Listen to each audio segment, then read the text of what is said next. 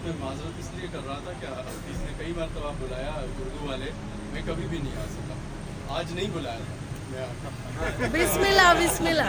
मैं साहिर साहब को सुनने आया था, और जब मैं आया तो शकील अख्तर साहब कहने लगे शुक्र है कोई शनासा चेहरा। तो शकील साहब ये मेंबर तो आपको सूट करता है, हम तो तालिब इल्म है, आपको आधा शहर जानता है, और मैं डॉक्टर साहब अपने आप को बड़ा खुशनसीब इसलिए महसूस कर रहा हूँ, मुझे लग रहा है आज इस महफिल में सबसे ज़्यादा दोस्त मेरे हैं। एक्स्ट्रा से भी आए हुए हैं, रेडियो से जमाल जैदी हैं, शकील साहब और सब, तो बस दो शेर सुनाकर अपनी हाज़िरी लगाता हूँ। ये